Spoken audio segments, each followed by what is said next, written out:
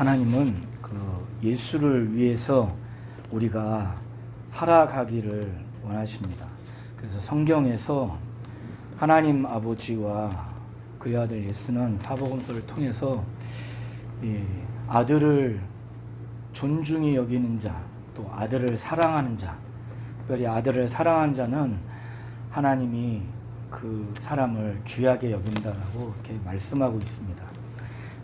이 땅에서 우리가 신앙생활을 할 때에도 또 나중에 주님 앞에서 주님이 우리에게 의의 심판을 각 사람에게 할 때에 하나님이 우리에게 만일 질문 2개를 하신다면은 이와 같은 질문을 하실 수가 있을 것이고, 우리가 그 질문에 담대하게 하나님 앞에 고백을 할 수 있다면은 정말 부끄럽지 않을 것이고, 부끄럽지 않는 것을 넘어서 담대하게 우리가 부활 이후의 삶을 살 수 있을 것입니다. 우리가 나중에 천국 갔을 때에 너는 무엇을 위해서 살았느냐, 그리고 어떻게 살았느냐라고 하는 이 2 질문에 우리 스스로 또 하나님 앞에서 답을 담대하게 할 수 있다면은 우리는 신앙생활을 잘 할 수 있을 텐데, 그 대답은 바로 우리가 이 땅에서 하나님은 우리 모든 믿는 자가 예수를 위해서 살았느냐, 그리고 예수를 위해서 어떻게 살았느냐라고 하는 이 물음에 우리의 삶이 그것을 답을 해줄 수 없다면, 또 나중에 우리가 의의 심판을 받을 때에 우리가 직고하는 그 내용에 그 대답을 할 수 없는 삶이라면 우리는 어떻게 보면 가장 비참한 자일지도 모릅니다. 바울이 만약에 부활이 없다면 난 정말 가장 불행한 사람이다. 만약에 부활이 없다면 내가 날마다 이렇게 죽어가는 삶을 살지 않을 것이다. 나 맹수와 같이 막 물어뜯으면서 내가 그렇게 살지, 이렇게 살지 않을 것이다. 만약에 부활이 없다면 자신이 가장 불쌍한 자라, 이렇게 고백을 하고 있습니다. 저와 우리 모든 성도님들이 이 땅에서의 우리의 삶을 말할 때, 2마디로 말할 때에 예수를 위한 삶이었는가, 또 예수를 위해서 어떻게 산 삶이었는가라고 담대하게 자신 있게 우리가 우리의 삶을 두고 대답할 수 있고 자신할 수 있다면 우리는 삶을 잘 산 것이고, 이후에 우리가 삶을 그러한 계획을 세우지 않는다면 그 삶을 허무르십시오. 저는 제 모든 삶을 함축해서 예수를 위해서 나는 살아왔다. 또 예수를 위해서 정말 할 수 있으면 내가 할 수 있는 모든 것들을 예수를 위해서 살았다라고 제가 삶을 살아왔고, 그러한 삶을 살고자 하는 제 삶이라면 저는 너무나 좋겠습니다. 오늘 본문 읽었던 빌레몬서 1장 1절로 3절 또 8절로 10절을 눈여겨보시면 바울은 자기가 갇힌 것에 대해서 고백을 합니다. 1절에도 그리스도 예수를 위해서 그는 갇혔다라고 이렇게 고백을 하고 있고, 9절에도 지금 나이 많은 나 바울이 지금 또다시 예수 그리스도를 위해서 갇힌 자 됐다라고 그는 그렇게 고백을 하고 있습니다. 바울이 옥에 갇혔던, 복음에 의해서 갇혔던, 갇힌 것에 우리가 역점을 둘 때는 두어야겠지만은 갇힌 것에 두기보다는 이 바울은 이 옥에 갇혔던, 자기가 복음의 심령이 매여서 갇혔던, 지금 이렇게 갇힌 이 사람의 삶은 늘 이전에도 계속해서 그리스도를 위해서 살아왔기 때문에 지금도 그리스도를 위해서 현재의 자신의 모습, 자신의 삶을 지금 말해주고 있는 겁니다.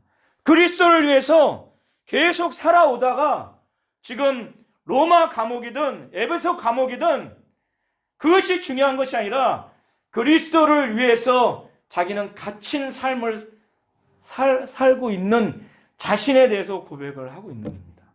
저와 우리 모든 성도님들이 그리스도를 위해서 우리의 육신은 성령이 아니면, 말씀이 아니면 우리의 육신은 죄성이 있어서 계속해서 우리의 이 정력대로, 이 오감대로, 우리가 날마다 TV를 보거든 무엇을 보는 안목의 정력과 또 이생의 자랑과 이 모든 육신의 정력에 보고 듣고 느끼고 그것을 맛보고 그것을 육체로 체험하면서 계속 날마다 죄악으로 치닫을 수밖에 없는 것입니다. 그래서 그리스도를 위해서 우리가 살아가는 것이 우리가 노력하지 않으면 우리의 육신은 그렇게 살아가도록 우리를 호락호락 내버려 두지 않습니다. 그래서 그리스도를 위해서 우리는 죄의 입장에서 우리 육신이 하고 싶은 그 정욕의 입장에서 우리는 그리스도를 위해서 갇힌 삶을 살아야 우리의 영혼은 그거를 원하는 겁니다. 우리가 술을 마시지 않는 갇힌 삶, 우리가 분노를 내고 싶지만은 그리스도를 위해서 참아야만 하는 갇힌 삶, 우리가 돈이든 무엇이든 우리 마음대로 우리 육신을 위해서 쓰고 싶지만은 그리스도를 위해서 하지 않고자 하는 삶, 마치 갇힌 삶처럼 바울과 같이 그렇게 살아야 하는데 우리가 육신대로 내버려두면 그렇게 되지 않습니다. 바울은 이러한 상황에서 이 오네시모를 감옥에서 예수를 믿게 하고 이 오네시모가 변화를 받았어요. 그래서 이 시점 이후로 약 4년 후에는 숨겨당할 나이다 해서 뭐 60대든 70대든 나이가 많은 상태에서 옥에 갇혔어요. 또다시 옥에 갇힌 상태에서 오네시모라고 하는 노예가, 빌레몬 밑에 있던 노예가 돈을 훔쳤든지 어떤 부당한 행태를 했는지 도망 나와서 만난 게 바울이었던 거예요. 하나님이 그렇게 역사하셨죠. 그래서 이가 정말 변화받고 놀랍게 변화받습니다. 놀랍게 변화받아서 그냥 일반적인 신자가 아니라 바울이 옆에 둘 만큼, 바울이 내 아들이다, 내 아들이다 이렇게 고백할 정도면은 굉장한 애정이 있는 거고 이 사람은 굉장히 소중하게 여기고 중요하게 여기는 겁니다. 바울이 10절 보면 갇힌 중에서 낳은 아들이라고 이렇게 얘기를 합니다. 이 오네시모에 대해서 내 심장이다, 내 신복이다라고 12절에 이렇게 빌레몬에게 이야기를 해, 그렇게 고백을 합니다. 내 신복이다. 빌레몬이 보통 영적 지도자, 한 교회에 영적 지도자를 조력할 정도면은 영적으로나 인격적으로나 모든 면에서 훌륭하지 않으면, 정말 헌신적이지 않으면 지도자를 섬길 수가 없습니다. 멀리 있을 때는 지도자가 굉장히 신령하고 좋고 그런 면이 있지만 가까이서 조력하는 사람은 그것도 느껴야 되지만은 항상 수족처럼 계속 모든 자고 일어나는 것부터 수발을 들어야 돼요. 좋은 말로 항상 늘 긴장하면서 섬겨야 되는 겁니다. 바울을 섬길 수 있는 사람은 아무나 섬길 수 있는 게 아니에요. 그러니까 빌레몬만이 섬길 수 있는 건데 13절에 보면은 복음을 위해서 바울은 이 오네시모가 자기의 심장과 같은 사람으로 여기고 아들과 같은 사람으로 여기고, 그래서 빌레몬에게 내 대신 감옥에서 복음을 해서 나를 섬길 수 있도록 간청하는 거예요. 바울이 8절에 사도권에 대해서 여러 교회에서 바울은 글은 대단한데 말은 현찮다 이렇게 얘기하면서 바울이 무슨 사도냐, 사도권에 대해서도 대적을 막 할 때 바울이 자기의 사도권을 확고하게 지킵니다. 바울이 그래서 만약에 내 사도권에 대해서 도전하는 자들에 대해서도 내가 가만 놔두지 않겠다. 그래서 그는 자기의 그 영적 권위를 나타냅니다. 그런데 이 빌레몬에 대해서는 8절에 보면은 내가 그리스도 안에서 많은 담력으로 내게 명령할 수 있지만은 바울은 이렇게 하지 않는 거예요. 빌레몬에 대해서는 지혜롭게 그를 사랑하는 마음으로 강구한다는 거예요. 간청한다는 거예요. 구한다는 거예요. 바울은 능히 8절을 보세요. 마땅히 그렇게 할 수 있는데 빌레몬에 대해서는 그렇게 한다는 거예요. 이 오네시모를 용서해달라. 받아주라. 그리고 이 오네시모를 너 대신 나를 섬길 수 있도록 좀 보내달라. 이러한 마음으로 너 내 얘기니까 들어. 이렇게 하지 않고 빌레몬은 자 8절을 한번 읽도록 하겠습니다. 8절 9절. 그러니까 바울은 마땅히 명령할 수 있지만은 사랑으로 인해서 이 빌레몬을 사랑하기 때문에 강구한다는 거예요. 이렇게 오네시모를 내가 변화시켜서 했는데 이 사람은 정말 내 아들과 같은 사람이다. 내 신복이다. 내 심장과 같은 사람이다. 그리고 15절 이하로 쭉 보시면은 이 오네시모를 더 이상 종과 같이 노예처럼 취급하지 말고 사랑해야 될 일수 안에서 형제로 빌레몬인 내가 대하기를 바란다.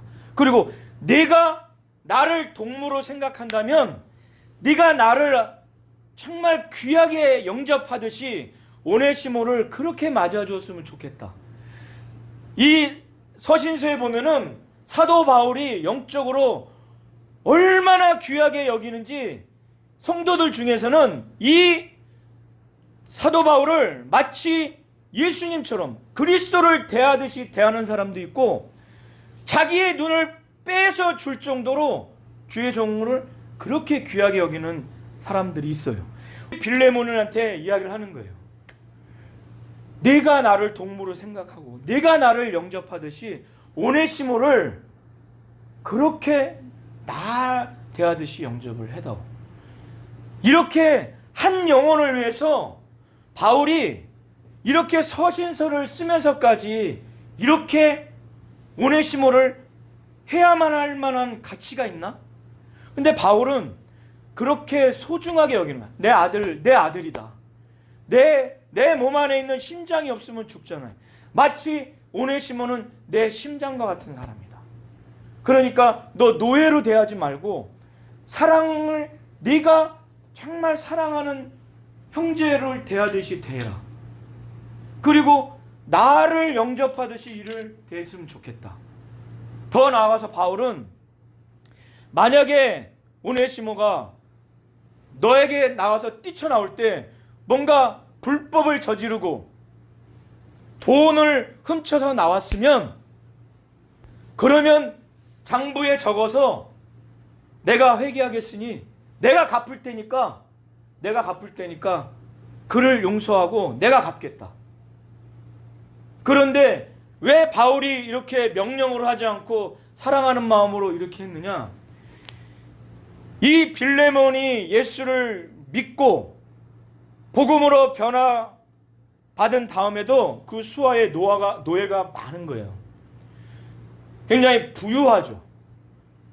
그러니까 1장 1절에서 3절을 보면은 이 빌레몬은 돈만 많은 게 아니라 예수에 대한 그 믿음과 사랑이 아주 충만해요. 그리고 성도들에 대한 믿음과 사랑이 충만해서 바울이 날마다 기도할 때마다 특정인을 위해서 기도합니다. 우리 성도님들이 날마다 기도하는 대상이 계속 오늘도 내일도 매일같이 기도하는 사람이 누군가요? 누구예요? 거의 가족 아니에요? 가족과 예배당에 누가 있다면은 그 사람은 정말 소중하거나 내가 진짜 사랑하거나 교회를 위해서, 하나님의 나라를 위해서 정말 이 사람은 대단히 중요하다고 생각을 하기 때문에 기도하는 거예요. 4절부터 7절을 같이 한번 합독하시겠습니다. 바울이 이 빌레몬을 향해서 얼마나 위로를 받고 이 빌레몬을 생각할 때 얼마나 기뻐하는지, 그리고 실제 빌레몬이 많은 성도들에게 평안을 줘요. 정말 온전치 못한 성도들에게 입만 열면 상처를 주고 흩어지게 만들고 괴롭게 만들고 교회를 떠나게 만드는데, 이 빌레몬은 이가 갖고 있는 이 믿음과 예수에 대한 믿음과 예수님에 대한 그 사랑, 성도들에 대한 믿음과 사랑이 있는 가운데서 믿음의 교제를 하면 할수록 선을 알게 한다는 거예요. 하나님이 우리에게 주신 선한 하나님의 뜻과 하나님이 우리에게 행하신 선한 행위들, 성도들 간에 서로 행한 선한 모든 것들에 대해서 이 빌레몬과 교제하는 사람마다 선을 알게 한다는, 느끼게, 이렇구나. 하나님이 우리를 향해서 베푸신 선한 역사와 지식과 우리 가운데 이루어진 모든 하나님이 역사하게 하신 것들을 깨닫게 하고 알게 한다는 거예요. 이 빌레몬과 교제만 하면. 그리고 모든 사람에게 예수께 더 가까이 나가게 만든다는 거예요.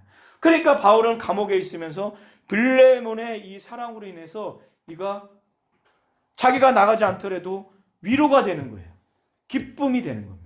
자, 4절부터 7절을 다 같이 한번 합독하시겠습니다. 저와 우리 모든 성도님들은 정말 우리가 가는 곳곳마다 우리가 입을 열어 하나님의 말씀을 말하든 간증을 말하든 하나님의 이 1차 자연 계시 천지 만물을 말하든 우리가 갖고 있는 하나님과 주 예수에 대한 믿음과 사랑이 충만해서, 성도들에 대한 믿음과 사랑이 충만해서 우리가 믿음의 교제를 할 때에 우리로 말미암아 많은 성도들이 우리 가운데 있는 하나님이 우리에게 베푸신 하나님의 뜻, 하나님의 계시 뿐만 아니라 우리 가운데 역사하신 선한 역사, 선한 하나님의 뜻 뿐만 아니라 우리 성도들 간에 서로 선한 역사가 날마다 오해가 풀어지고 깨닫게 해서 결국 나를 통해서 우리 목장과 우리 가족과 우리 예배당 가운데 모든 성도들이 날마다 더 예수께 가까이 나가도록, 예수께 미치도록 하는 빌레몬과 같은 그런 믿음의 교제의 역사가 있기를 바랍니다. 그것은 예수에 대한 진정한 믿음, 사랑, 성도들에 대한 진정한 믿음, 사랑이 있지 아니하면 이것은 나오지가 않습니다.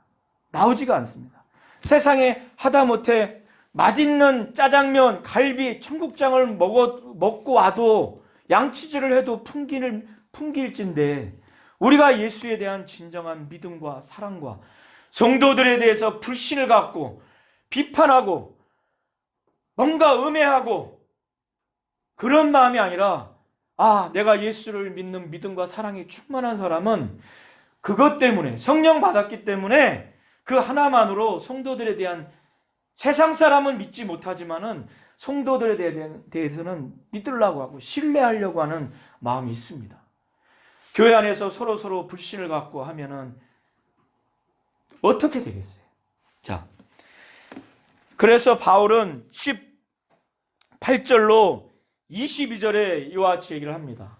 빌레몬에게 내가 친필로 써줄 테니까 내가 정말 갚겠다. 빌레몬아, 그러나 너는 내게 복음의 빚진 자가 아니냐, 라고 하면서 이 오네시모에 대해서 용서하라고 하고 이가 나를 섬기는 일에 보내라고 이렇게 이야기를 합니다. 이 당시의 노예는요, 그냥 하나의 도구예요. 이렇게 노예가 불법을 행하거나 돈을 가지고 도망가서 나중에 체포당하면 그냥 죽입니다. 죽여도 아무 관계 없어요. 그래서 이 당시 유대 그리스 이 당시의 이 노예 문화는 부부싸움을 해도 부인이 막 노예를 학대해요. 해도 아무렇지 않는 거예요. 왜 막 죽여요. 이거 하나의 그냥 물건이에요, 물건. 그러니까 오늘날 이조시대 때 하인보다도 더 못해요. 그러니까 사회적으로 불법이에요. 노예가 이렇게 도망가거나, 더군다나 바울이 18절에 이야기를 하잖아요. 내게 불의를 하였거나 내게 빚진 것이 있거든 내게로 회개해라.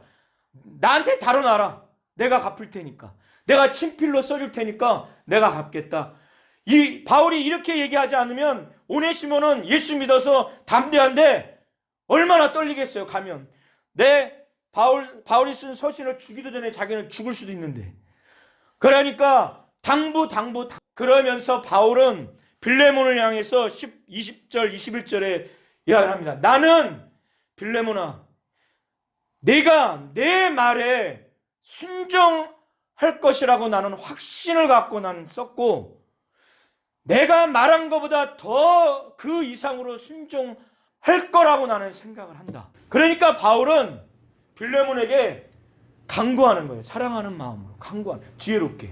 그런데 바울은 빌레몬의 이 예수에 대한 믿음과 사랑, 성도에 대한 믿음과 사랑, 그리고 그 사랑을 가지고 믿음의 교제를 했고, 그 교제할 때마다 그리스도께 미치게 하는 이 빌레몬을 보면서 나는 내가 강한 어조로 명령하지 않았지만은, 내가 강구했지만은 그렇게 해다오.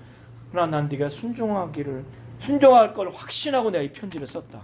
그리고 그 이상 행할 줄 안다. 이렇게 고백을 하고 있습니다.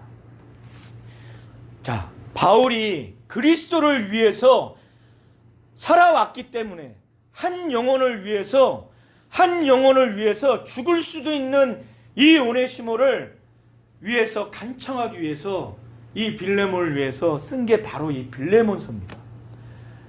이 1장 1절에서 3절 보면은 이 빌레몬이 사랑을 바울과 디모데에게 있어서 사랑을 받는 자라 얘기를 해요. 동역자예요. 동역자는 목적과 목표를 함께하는 자예요. 빌레몬이 이렇기 때문에 이 격분해서 죽일 수도 있는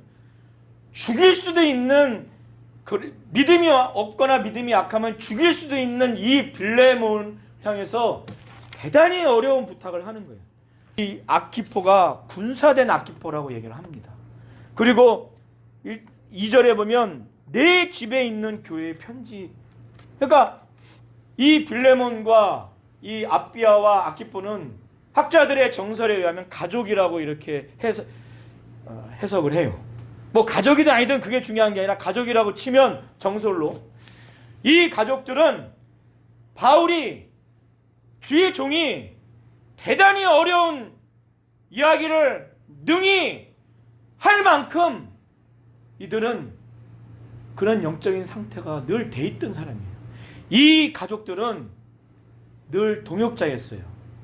그리고 바울의 사랑을 늘 받아왔고 자신들이 갖고 있는 가옥을 교회로 쓸 만큼 내준 사람들이에요.